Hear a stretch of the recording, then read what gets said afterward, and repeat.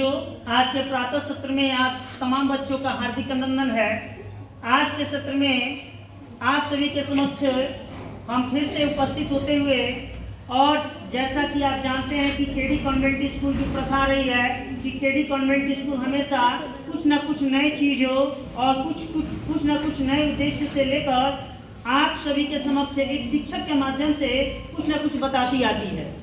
और आज हमारे बीच यानी आप लोगों के बीच अभिषेक सर एक ऐसे केंद्र बिंदु के बारे में बताने जा रहे हैं जो उसके बारे में आप उसको जानिए और वो हमारे जीवन का कैसे महत्व है और हमारे पर्यावरण के लिहाज से किस तरह से हमें जानने की जरूरत है, क्योंकि आप जानते हैं कि पूरे विश्व में पर्यावरण एक संकट काल के स्थिति में से गुजर रहा है।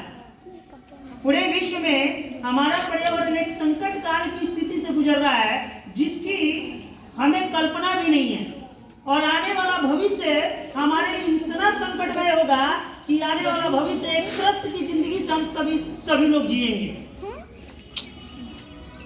लेकिन उसी में से मैं आज आप लोग को पर्यावरण के लिहाज से मैं बताने जा रहा हूं कि कल 2 फरवरी को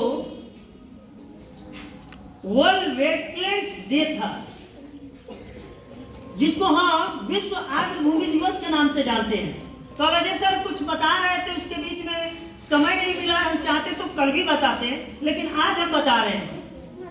भाई ये आर्द्र भूमि होता क्या है, आर्द्र भूमि दिवस मनाने का मेन ऑब्जेक्टिव क्या है, आखिर क्यों आर्द्र भूमि दिवस मनाते हैं, और आखिर पूरे विश्व में इसकी क्या एक महत्ता बनती है, तमाम केंद्र बिंदुओं के बारे में हम जानकारी लेंगे।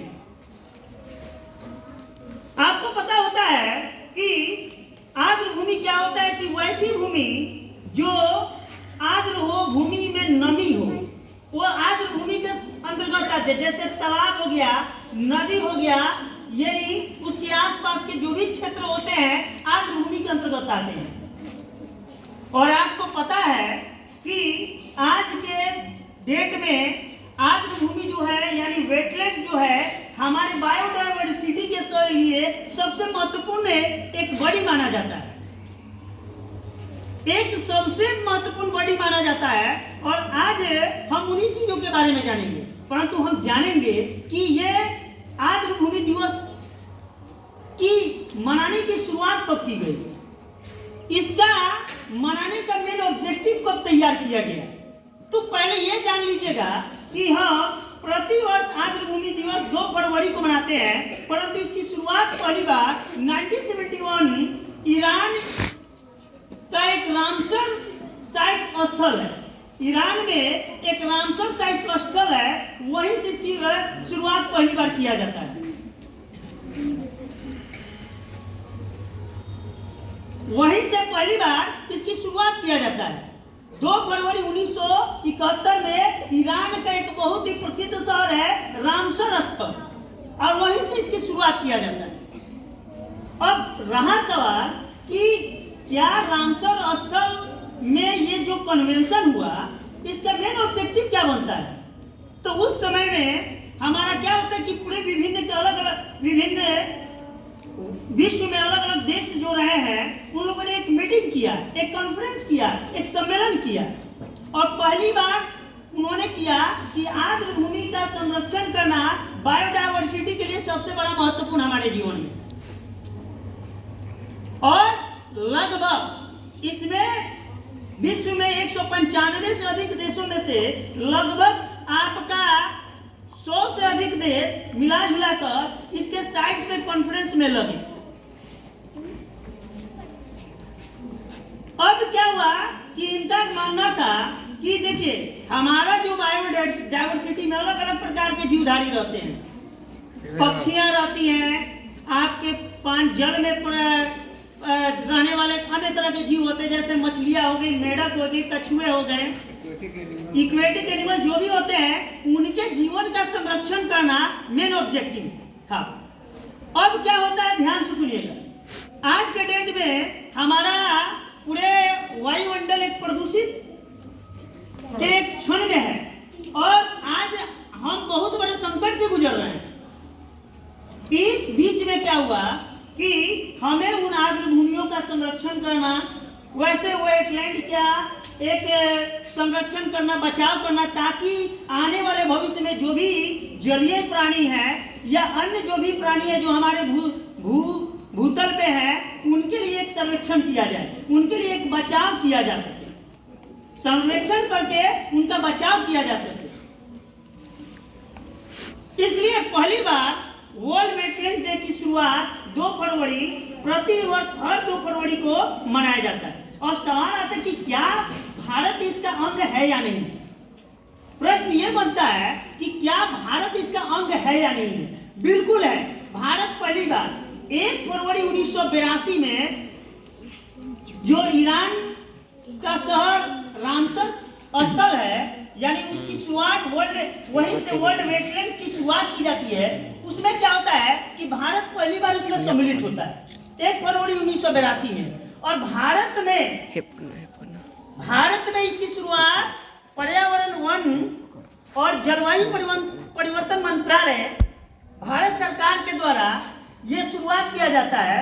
और जिसका मैंने पहले भी जिक्र किया कि 1 फरवरी 1982 को इसकी शुरुआत की जाती है। ये भारत पहली बार संधि वर्ल्ड वेटलैंड्स डे के जो होता है उसमें करता है। अब भारत में लगभग 94 वेटलैंड्स साइट्स हैं, 94 आर्द्रभूमि क्षेत्र है, जिसमें बिहार में आपको देखने को मिलेगा कांवर झील बेगूसराय में। कांवर झील बेगूसराय में जो है ये आपका वर्ल्ड वेटलैंड्स डे जो मनाया जाता है वो भी ये इसका भाग में है ये। अब उसके बाद आप जाइएगा नागा पक्षी अभ्यारण्य जमुई में, ये भी एक वेटलैंड है बिहार का भाग में। नकटी पक्षी अभ्यारण्य ये भी बिहार के जमुई जिला में ये स्थित है। तो प्रश्न ये बनता है कि आखिर ये जो रामसर साइट्स जो हम लोग आर्द्रभूमि के रूप में हम किए, जो रामसर साइट्स की शुरुआत जो ईरान में किया गया पहली बार आर्द्रभूमि के रूप में, तो यहाँ पे क्या भारत को भी नहीं चाहिए इसके प्रति हमें जागरूक होना, इसके प्रति हमें जागरूकता बनाना? तो बिल्कुल हमें चाहिए। जिस तरह बिहार में आप पश्चिम बंगाल में जाइएगा तो पश्चिम बंगाल के आसपास के कई क्षेत्र में आपको वेटलैंड के रिजर्व में कोटा में रखा गया है। जम्मू आप जाइएगा कुछ जम्मू कश्मीर में तो वहां पे भी वेटलैंड के रिजर्व एरिया में रखा गया है। गुजरात में जाइएगा तो वेटलैंड के रिजर्व एरिया में रखा गया है। अब पश्चिम बंगाल का सुंदरवन डेल्टा जो है ये भी वेटलैंड के अंतर्गत में इसको रखा गया है। तो सवाल ये बनता है कि ये क्यों रखा गया है? इसलिए रखा गया है कि पहले हमारे जलीय जीव, हमने पिछले भी अभी बात किया था कि जल में रहने वाले जितने भी जीवधारी हैं जैसे मेढक, कछुए, मछलियां, डॉल्फिन, जितने भी हैं उन सभी का संरक्षण वेटलैंड क्या होता है, जल को शुद्धिकरण करने का काम करता है, जल को शुद्ध रखता है। इसके आसपास में कई प्रकार की पक्षियां, अलग अलग प्रजातियों की पक्षियां होती हैं। जैसे आपका नागा पक्षी अभ्यारण्य है बिहार के जमुई जिला में, नकटी पक्षी अभ्यारण्य है बिहार के जमुई जिला में, जो प्रवासी कई तरह की पक्षियां यहाँ पे आती हैं और अपने जीवन को निर्वहन करती हैं। 11,000 किलोमीटर दूर से। ठीक है, तो ये चीज मानने को हमें जानना चाहिए कि ये जो वेटलैंड्स जो एरिया है अब ये संकट की स्थिति में जा रहा है, डेंजर जोन में जा रहा है, संकट की स्थिति में, जो त्रस्त की स्थिति में जा रहा है। आने वाला भविष्य ये जो जितने भी प्रवासी पक्षियां हैं या ये जलीय जीव जो इसमें अपने जीवन का निर्वहन कर रहे हैं, ये आने वाले समय में ये जल क्या है, प्रदूषित होने वाला है। और जानते हैं कि प्रदूषण हमारे जीवन का सबसे बड़ा संकट काल है। हम अधिक से अधिक हमारे पूरे विश्व में CO2 का इंक्रीजमेंट हो रहा है, IO2 का कम से कम इंक्रीजमेंट हो रहा है। अब आने वाला भविष्य में क्या होगा कि ग्लोबलाइजेशन का एक सिस्टम प्रोसेस क्लियर होगा और आने वाला भविष्य में आप जैसे अप्रैल, मई, जून के महीना में जब बाहर निकलेगा ना तो आपका शरीर जलने लगेगा। बंद हो जाएगा पूरा। ठीक है, आने वाला 2010 2035-40 में आप मोटरसाइकिल बाहर रखिएगा ना, तो मोटरसाइकिल क्या होगा कि सूर्य के ताप से यानी हीट ऑफ द सन से इतना हो जाएगा कि मोटरसाइकिल में आग लग जाएगा।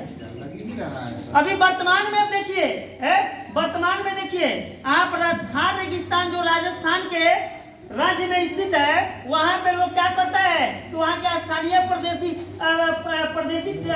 प्रदेश के क्षेत्र जो है उसमें अंडा डाल दे रहे तो कुछ ही क्षणों में अंडा उबल जा रहा है। पापड़ डाल दे तो पापड़ तब मिला के दम पापड़ जैसे सुखाया हुआ जैसे आग पर किस तरह पका दिया जाए तो उस तरह पक जा रहा है। इसका कारण क्या है कि हम आने वाले भविष्य में संकट की स्थिति में जा रहे हैं, और यही संकट ग्लोबलाइजेशन वेटलैंड के लिए सबसे बड़ा कारण है। इसलिए इसका संरक्षण, इसका बचाव हम सभी प्राणियों का मेन ऑब्जेक्टिव बनता है। कोई कहता है कि केवल सरकार का उद्देश्य होता है कि किसी भी क्लाइमेटिक रिसोर्स को बचाव करना, नहीं, केवल सरकार का उद्देश्य नहीं होता है, हम सभी का उद्देश्य है। हमारा भी अकाउंटेबिलिटी है, हमारा भी रिस्पॉन्सिबिलिटी है कि हम क्या करें, सरकार के साथ मिलकर और सरकार के साथ होकर अपने पर्यावरण का संरक्षण करें। पर्यावरण वन्यजीव अभियान 1972 एक्ट आपका कहता है कि जितने भी पर्यावरण वन में जितने भी जीव हैं उनका संरक्षण करना। तो ये संरक्षण करना केवल सरकार गवर्नमेंट बॉडी का अंतर्गत नहीं, हमारा भी एक अकाउंटेबिलिटी बनता है। तो हम भी एक यानी जो सरकार का हिस्सा है, जैसे भारत एक लोकतांत्रिक देश है, तो इसका मतलब क्या है कि लोकतांत्रिक देश का मतलब क्या है, हम जनता मिलकर एक सरकार का निर्माण करते हैं, तो कहीं ना कहीं हम उसके भाग है ना। बिना हमारे वजह से क्या लोकतंत्र को स्थापना किया जा सकता है? केवल सरकार ही लोकतंत्र की स्थापना नहीं करे, हम सभी का जिम्मेवारी है कि लोकतंत्र की स्थापना करें। तो बच्चों, आज मैं जो बता रहा हूं उसको आप आत्मसात करें और वेटलैंड से रिलेटेड जो भी पॉइंट्स हैं आप मन में रखें। और आज मैं 6-7 को एक प्रोजेक्ट स्किल दे रहा हूं कि आप भारत में कितने रामसर साइट्स स्थल हैं, वो कितने को अभी रामसर साइट्स में एडॉप्टेड किया गया है, जोड़ा गया है, वो तमाम चीजों की एक लिस्ट बनाएंगे प्रोजेक्ट के माध्यम से। और रामसर साइट ये किस देश में है और पहली बार इसकी शुरुआत, वेटलैंड्स डे की शुरुआत रामसर साइट से ही क्यों किया जाता है, ये तमाम चीजों के बारे में जिक्र करके उसमें बताएंगे। और आपको उससे रिलेटेड आपको इधर की जो भी जानकारियां होगी, आपके वर्ग शिक्षक आपके क्लास में क्या करेंगे, मदद करेंगे, हेल्प लाइन करेंगे, और जो भी आपके गाइडलाइन की जरूरत होगा अन्य भी गाइडलाइन आपको दिया जाएगा। तो तमाम इन्हीं शब्दों के साथ आपको जानकारी दिया गया।